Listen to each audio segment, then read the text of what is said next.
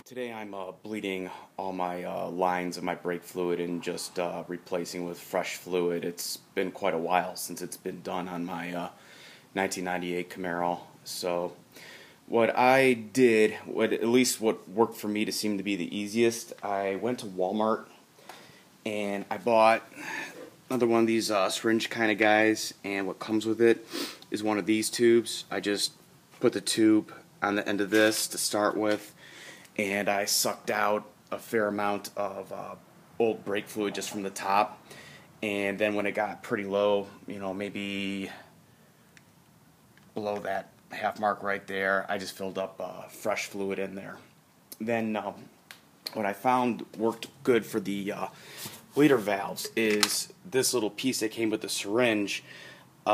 It fit perfectly over the bleeder valve. This one's covered because I already did it.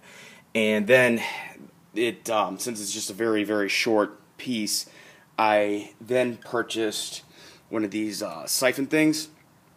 I cut one side off, and here's the line right here. I kind of hooked that up to that larger small piece that came with the syringe, and it was a perfect fit.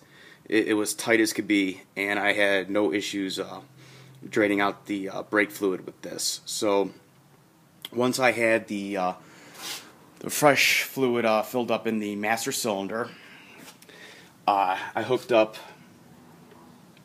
this piece onto the valve, then of course put a 10mm wrench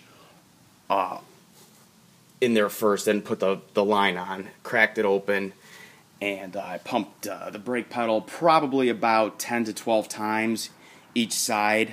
I know there's a debate as to which to start with, which to finish with. I started off with the front driver's side, then went to the rear passenger, then I went to the front passenger, then I had some issues over there, and I'm going to talk about that in a second, and then I finished up with the rear driver's side. So just to show you real quick the issue I ran into. So when you're doing this, you don't make the same mistake that I did. I had some real problems over here on the passenger front. Let's see if I could show you. That valve, let's pop it off. Maybe it'll be a little easier to show you what I'm talking about. This one right here, it was stuck like you wouldn't believe. I mean, I had the 10mm wrench on there, this guy, and I pulled as hard as I could, and it wasn't budging. So, I mean, I tried to keep it on there as best as I could, and then I didn't feel like I pulled it too hard, but I stripped it, and that's when I ran into trouble. And I'm going, oh, what do I do now?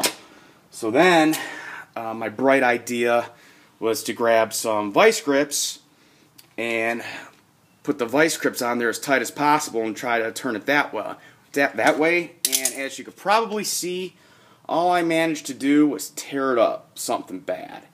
And I can't crack it. I can't do it. So I finally said, you know what, I'll leave well enough alone. I mean, I got the other three done. They're all clean.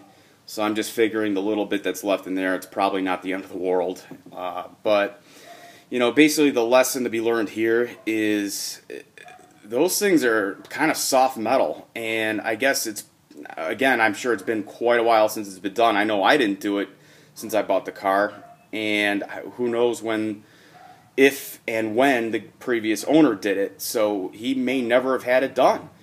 And because of it, that thing was on there good. I mean, the other three came off no problem. I really didn't have too much of an issue at all loosening the other three, but this one was just stuck. So yeah, my advice is be very, very careful. Probably if you feel too much resistance and it doesn't seem to want to go, don't do what I did and put too much muscle into it, because this is the end result.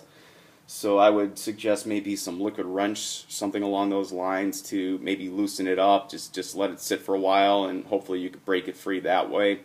I mean, I know there's other ways to go about bleeding it.